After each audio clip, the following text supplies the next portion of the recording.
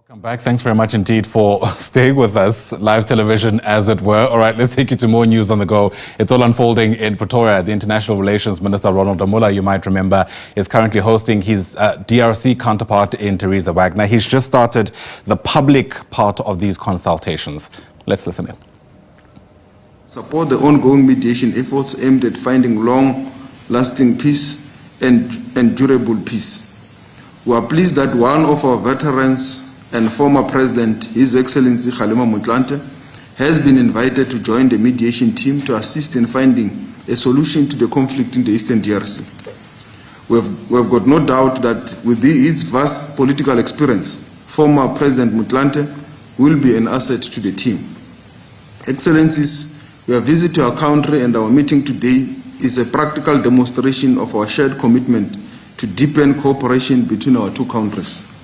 Accordingly, we should use this opportunity to review and assess the state of our bilateral relations and the implementation of the commitments we made during the 12th session of the Binational Commission, which you graciously hosted in July 2023.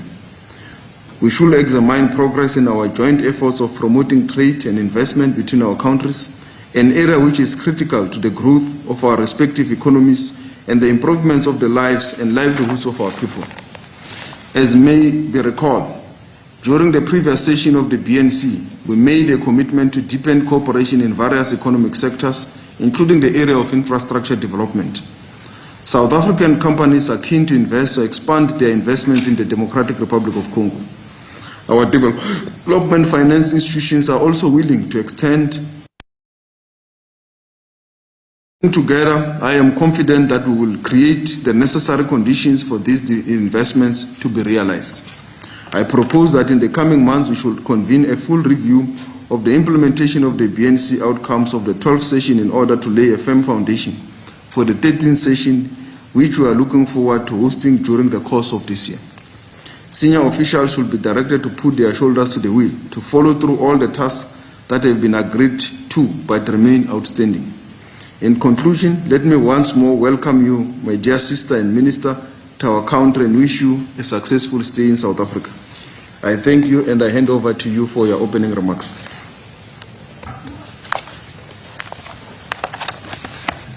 Thank you very much.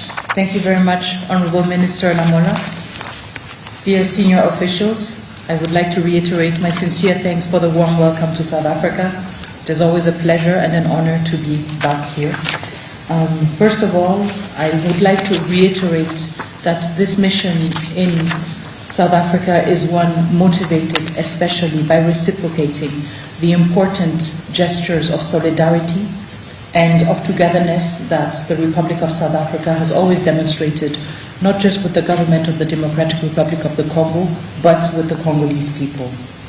It is a visit in which I emphasize our thanks and our gratitude for this solidarity and our continued feeling of indebtedness towards South Africa for the immense sacrifices made by your servicemen and servicewomen for the preservation of our freedom and our territorial integrity. It is a sacrifice that will never go amiss and that will never be forgotten by the Congolese people.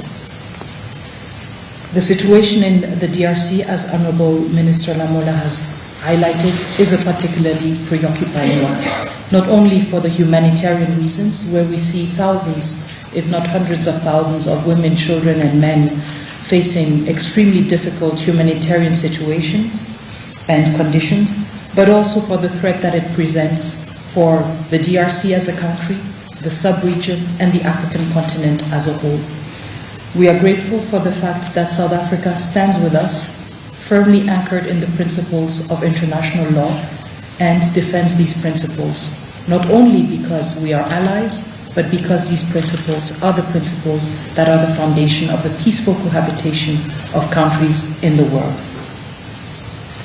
And so, whilst this is a mission where we reiterate our thanks for standing together in these particularly difficult times, it is also a mission where we want to look ahead and we want to reciprocate the message that we receive from our South African allies, that when we can stand together in challenges, why can we not stand together for opportunities and for the potential? Why can we not stand together for the wealth and for the prosperity that our two countries can bring to our populations? And so we look at the challenges we're facing right now. We are grateful for the support of South Africa bilaterally and through regional organizations such as SADC. We're grateful also for the presence of South Africa within the panel of co-facilitators for what was to be the political engagements to find a solution, a durable solution to the conflict that we face. But we also look ahead to the potential and to the development that we can embrace together as two allies and two countries. And so we welcome the initiative also to have a critical assessment of where we stand in terms of the commitments that were made at the last BNC that the Democratic Republic of the Congo hosted, in order for us to see in a critical and constructive manner where this partnership can be taken forward to the next level, and how do we make sure that our commitments translate into tangible results and into results, of course, that benefit our respective people. Honorable Minister Lamola highlighted some key sectors, and these are exactly the same sectors where we believe that our two countries have a lot in common and a lot to share.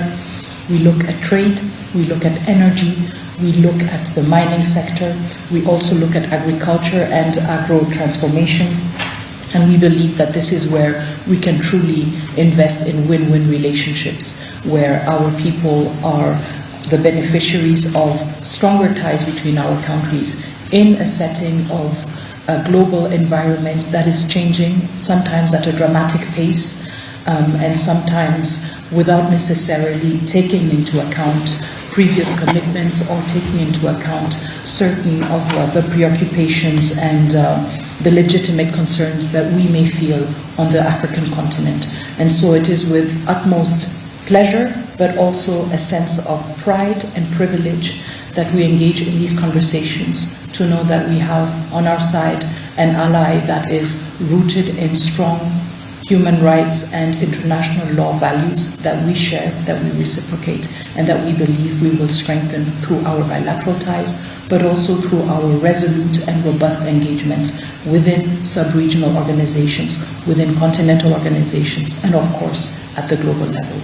My brother, it is always a pleasure, and I look forward to constructive conversations with you. Thank you so much.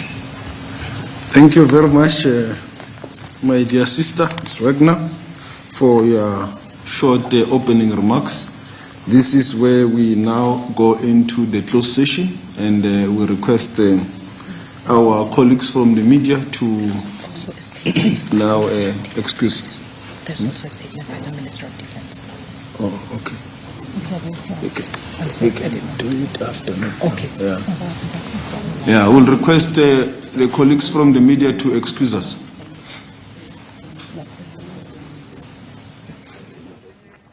All right, so there you have it, Ronald Lamola and his DRC counterpart meeting there. That's Thérèse Wagner, as they engage on a number of issues. My goodness, that agenda might be quite long, given even the most recent developments around efforts by the SADC and East African community blocs to try finally bring a resolution to the protracted conflict in the eastern parts of the DRC. You might know that in the most recent virtual meeting of heads of states from these two regional blocs, an agreement was reached to have an expanded panel of mediators who will try and meet over the next couple of days, weeks, perhaps even months, including our very own former President Kgalema Motlanthe. The idea with this expansion was to make sure that it's a whole lot more inclusive. Previously, the previous iteration didn't have, for example, any women sitting on that table or any representation from the SADC region. The big question, of course, is how long these heads of states, former heads of states, will finally get to a resolution.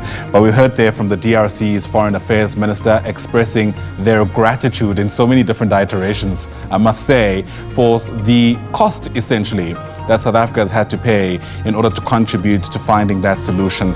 And top of mind for me, certainly those 14 soldiers who were killed in Goma earlier this year.